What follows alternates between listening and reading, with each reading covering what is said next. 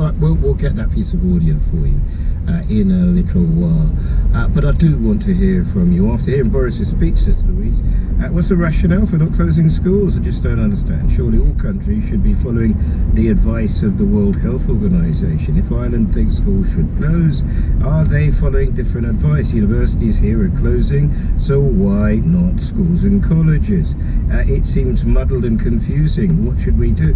Well, I did put that point, didn't I, to our experts, that, you know, it seems as though it's being interpreted in rather a subjective way.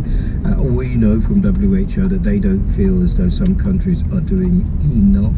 It seems to me that President Trump feels as though we're doing much, seeing as he's banned 26 countries from the EU, but not us. So he clearly thinks that we're doing enough. I think we can hear from the president of the free world now. The question is, how many people will die? And I don't want people dying. That's what I'm all about. I made a very tough decision last night, and a very tough decision a long time ago with respect to China. And whether it affects the stock market or not, very important, but it's not important compared to life and death. And frankly, the people that are professionals praise the decision. So there you have it. Now, as I said earlier on, we had a GP on. Take a listen to what Dr. Amir Khan had to say. I think we should close schools. I think we should ban public gatherings, because all we're doing is delaying the inevitable by thinking about it. And yes, we need to give us time to research, but we can do that while we're doing all those other things as well. Interesting, isn't it? That's a GP. That's what he thought. And he was reacting to Boris Johnson, who said this. We are not, repeat, not closing schools now. The scientific advice is that this could do more harm than good at this time. But of course, we're keeping this under review, and this, again, may change as the disease spreads.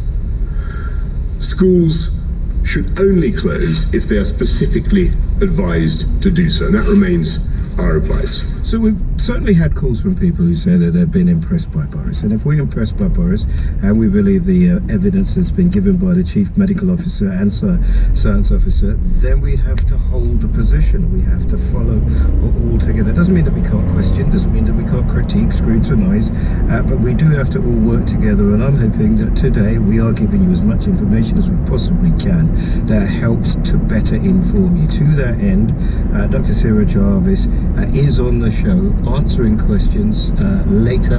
That's just after 7 o'clock here on BBC Radio London.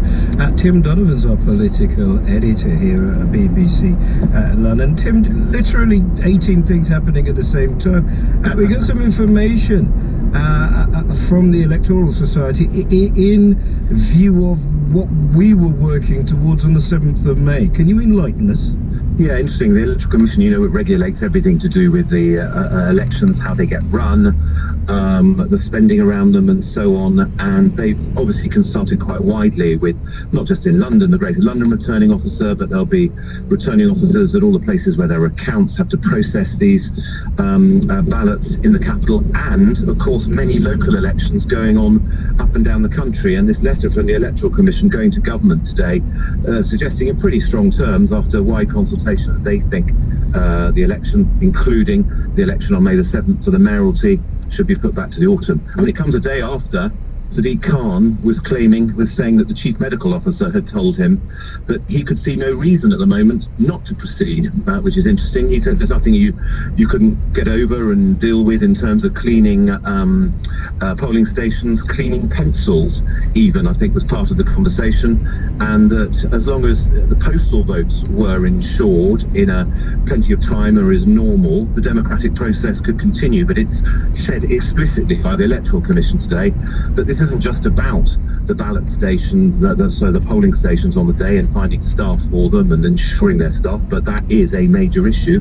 But it is about access, as you'll know, a clear access, not just for the electorate to ensure that they can vote, but actually in the process over the next few weeks that you and I are going to be part of. It's the process of ensuring candidates can get their arguments out to people, and you'll know that involves all manner of things, whether it's public events or hustings or door knocking or what have you, and it mentions those kind of electoral techniques specifically in asking the question, are we really saying in the next few weeks that that's going to be something that can be done without interruption and fairly? Indeed, as you know, we had it, didn't we? 1st of April was going to be the day we had all the main protagonists involved in the election. We had them here. We were going to have our own debate, which I was going to facilitate. Yeah. It is possible, not defending City, but this thing, as you know, Tim, we went home last night and then President Trump said this, and then the stock market did this, and then Nicola Sturgeon, and then the T-shirt. So we've had a lot. I mean, it literally is developing almost hour by hour, isn't it?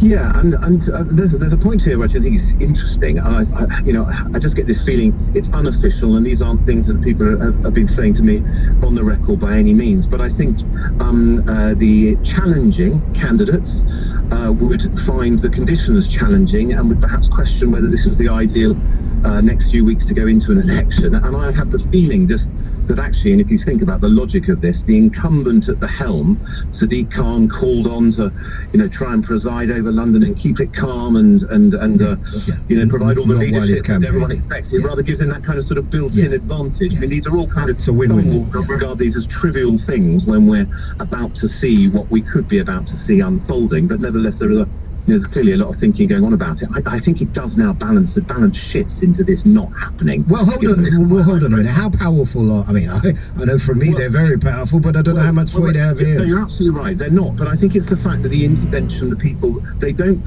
advise something like this if they haven't consulted widely. And when we talk about returning officers and the Association of Electoral Agents and people like that, these are senior figures. Most returning officers are the chief executives of their councils, and electoral agents and so on will be people that know how to run day to day, how you run these kind of campaigns. I think they seem to have consulted widely. You're right. The government could ignore it and say, hang on a second, we're bigger and better than that.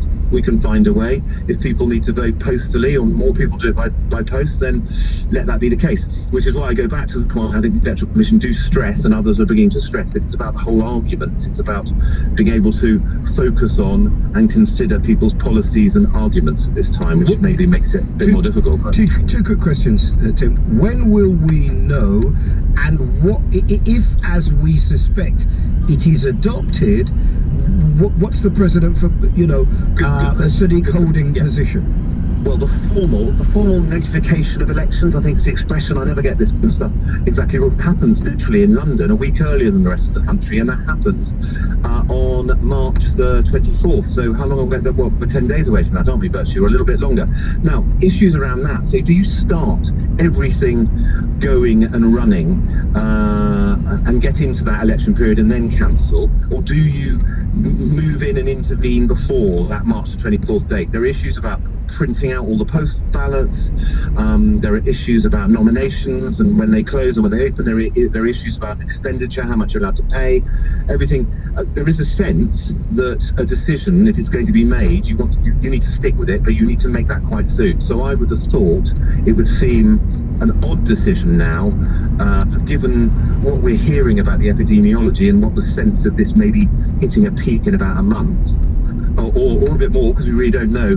It will see. I think we'll get a decision in the next 10 days before we start this process formally. And I would have thought then you have to stick to it, which